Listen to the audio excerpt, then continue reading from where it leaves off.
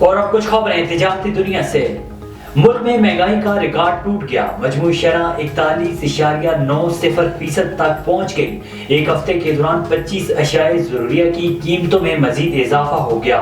ادارہ شماریات کی جانب سے جاری کردہ رپورٹ کے مطابق حالیہ ہفتے میں مہنگائی کی شرح میں 9.95% کا اضافہ ریکارڈ کیا گیا، جس کے بعد مہنگائی کی مجموعی شرح 41.90% تک پہنچ گئی۔ رپورٹ کے مطابق حالیہ ہفتے کے دوران قدرتی گیس کی قیمتوں میں 480% کا بڑا اضافہ ہوا۔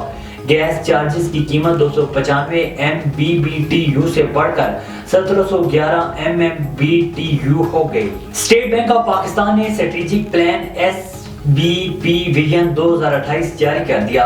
بینک دولت پاکستان کے گورنر جمیل احمد نے کراچی میں منعقدہ تقریب میں اسٹیٹ بینک کا اسٹریٹجک پلان برائے 2023 تا 2028 SBP ویژن 2028 جاری کر دیا۔ SBP vision 2028 state bank act میں ترمیم کے بعد جاری کیے جانے والا پہلا منصوبہ ہے۔ اس میں مرکزی بینک کا نصب العین مشن اور اگلے 5 سال کے لیے متعین کلیدی اہداف بتائے گئے ہیں۔ FBI نے ٹیکس نیٹ بڑھانے کے لیے ملک بھر میں 145 ڈسٹرکٹ ٹیکس دفاتر قائم کر دیے۔ نئے قائم ہونے والے دفاتر جون 2024 تک 15 سے 20 لاکھ نئے ٹیکس دہندگان کو ٹیکس نیٹ میں لانے پر کام کریں گے۔ FBI کو ٹیکس نیٹ اور ٹیکس ٹو GDP تناسب کو مطلوبہ سطح تک بڑھانے میں مدد ملے گی۔ لینڈ ریونیو سروس کے گریڈ 17 اور 18 کے افسران ان دفاتر کی سربراہی کریں گے۔